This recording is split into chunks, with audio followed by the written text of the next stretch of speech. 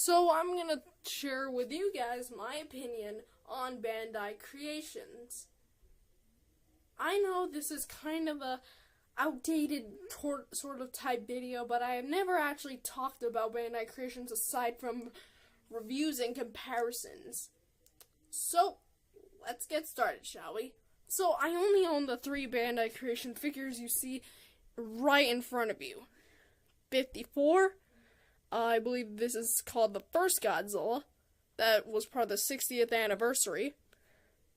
Godzilla 2000 Fusion series, which I really like. That's possibly my favorite out of the 3. I don't know, but I don't know how to rank these.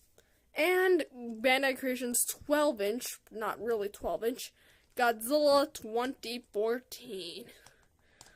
And to be honest, I actually think these guys are pretty well in scale.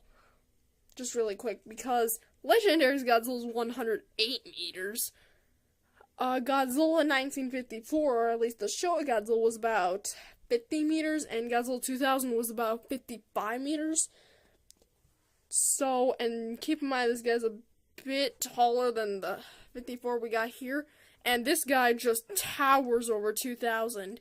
Like, if you wanted to create, like, a fantasy fight of them in accurate scale, this would work. One issue, he's staring up, but I like it. Makes him proud and tall. But anyways, enough with the figures, let's talk about the toy line itself. The Bandai Creations Godzilla toy line is amazing, superb. Only problem, their prices seem to be grossing seem to be going higher and higher. Like, the Bandai Creations Godzilla 2004 retailed for about $10 to $20, I believe, when it first came out, but now I find it for like $30 or $40. If you find one on eBay for about $20, go ahead, buy it. Because otherwise, I'm not sure if you're able to get the figure, because I believe these Bandai Creation figures should stay around, I believe the 6-inch Bandai Creation Godzilla figures should be about $20 and stay at around $20. I believe that should happen. These guys, $30, $40, perfectly acceptable. Like this guy I found at, like a collectible store, I believe. And he was the only one left. And I can't believe I found this guy. Like, I saw him, and I couldn't wait to compare him with my large Imperial Godzilla over there. That's probably a bootleg, but I don't know. He was previously my largest Godzilla, but this is now my largest. But the entire toy line, some people not the worst Bandai Creation Godzilla figure ever, the Bandai Creations Hedorah. So, what is the issue with it? No articulation, bad sculpt, horrible seams. In my opinion, due to reviews, I don't have the figure, but I hear it's bad.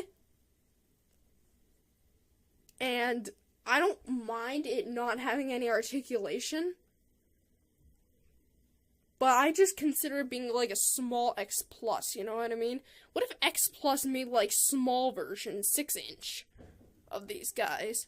You know, like Bandai Creations, except way more detailed, way more suit accurate, because this guy, he doesn't have a long tail, but this just gives the illusion that he does.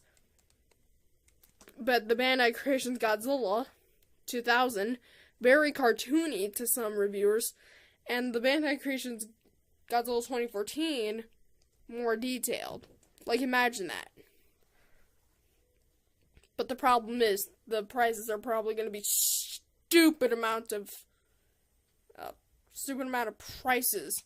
It's probably going to be really high, considering the fact that X Plus is known for their high prices on things.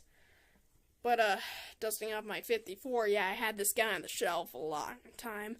Haven't really brought him down aside from filming episodes of the you-know-what series. But anyways, Bandai Creations, some people hate it, some people like it. I like it. I'm gonna say that. I plan to get other monsters, but the main monster I'm trying to get my hands on is the Bandai Creations GMK Ghidorah, the first release. Not the one with the curved tail, but the one with the 45-degree cut and the straight. Because I hear people really like the cut. Because you turn that way, looks good with the display. Twist the other way, looks like you can have it in a flight mode. Saw that in a review, but the problem is he doesn't have much articulation aside from the wings and the tail, so that means only 3 points. Even the bootleg King Ghidorah up there even has more. But I'm not saying it's a bad figure. Like, I'm trying to get my hands on a King Ghidorah that's 6 inches tall. Like, yeah, that bootleg over there is pretty good. Hold on, let me bring it down really quick. Sorry, I cut that camera off thing. See what I mean? Like, I wish this King Ghidorah was, like, I wish I had a King Ghidorah that was about, like, maybe this size or something. And yes, it has hinges at the wings and swivels at the heads. So, putting the guy back up on the shelf. So yeah, my opinion on the Bandai Creations Godzilla figures, they're superb, but I don't mind if I have the Hedorah because I consider it being like a small statue or something. Many people hate it because of the seam lines, but keep in mind these are small figures and of course they're going to have the seam lines. And I hear that some people that broke the glue seal have articulation there, but it's not really meant for it. It just pops out or something. But I guess you could still move it nonetheless. But anyways, I hope you guys enjoyed this little discussion video. And as my Reactor Glow Godzilla head pops off again, I guess I'll see you guys in the next video. Headless goodbye. Bye.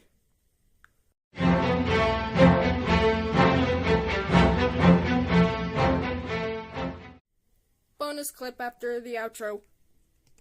Smash Strike Mechagodzilla. I like that.